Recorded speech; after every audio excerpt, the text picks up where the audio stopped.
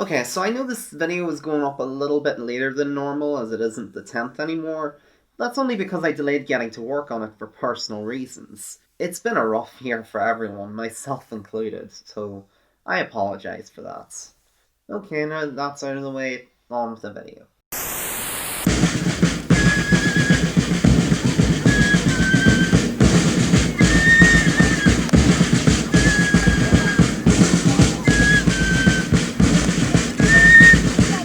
Hi, I'm Danny Quinn, and welcome back to the 2020 Christmas special. Let's dispense with the pleasantries once again and hit the skies with a particularly unfestive flight with Ray Liotta as we encounter some particularly deadly turbulence. The basic plot is that Ray Liotta plays Ryan Weaver, a serial killer who has just been arrested in New York City and is due to be transferred to Los Angeles on a commercial flight alongside a convicted bank robber. Which seems like kind of a terrible idea, but considering that these things do happen in real life, especially in the United States, I'll suspend my disbelief. I'll buy it.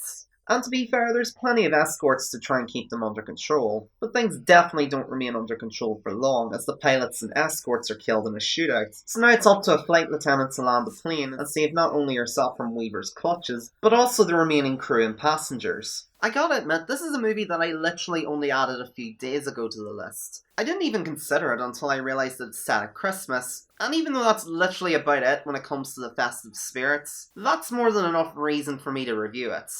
So, let's dig in. As you could probably tell from the synopsis, this movie is another example of the Die Hard clones that permeated throughout the 90s. In this case, it's basically Die Hard on a plane, which had already been done a few times prior with the likes of Passenger 57 and Die Hard 2. And even in 1997, this movie was rather awkwardly sandwiched in between the likes of Executive Decision, Air Force One, and Con Air.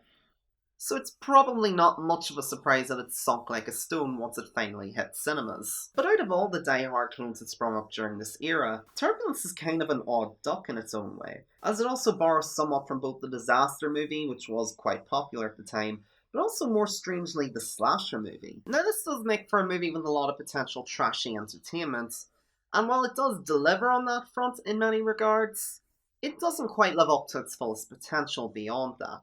The movie's biggest strength is easily the casting of Ray Liotta as the film's villain, who hams it up to no end and is reliably unhinged as a serial killer, who seems charming and polite on the surface, but underneath lies a chilling and deranged monster. The movie does try to initially create a sense of mystery surrounding the character. He keeps constantly claiming that he's innocent of the crimes that he's being accused of. It's just a shame that the movie doesn't tap into that a bit more, because I feel like it would have added a considerable amount of tension to the movie that it otherwise just largely lacks.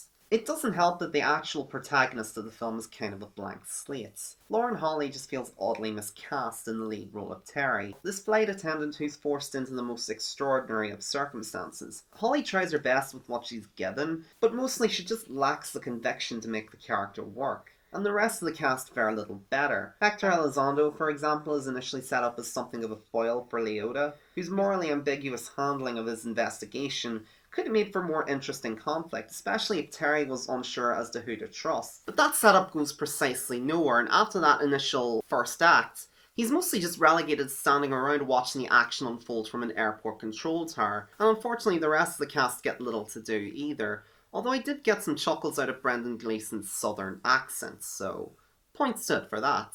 Despite the movie's major flaws, I do find some enjoyment with it. The scene where Terry explores the plane and comes across all these dead bodies slumped in their seats like it's a normal flight is pretty effective. It's kind of like an extremely morbid take on that scene in Halloween where Laurie explores the house and discovers the dead bodies of her friends. It's genuinely suspenseful and darkly comical in a way that works. That and the initial build up to the titular Turbulence is not half bad either, but the main highlight of the movie is easily the film's finale, as everything escalates to its peak, and Terry tries frantically to land the plane, but not before crashing through the roof of a high-rise restaurant building, without somehow exploding and also picking up a Ford truck along the way. This movie is far from a masterpiece, and I wouldn't even go so far as to call it good.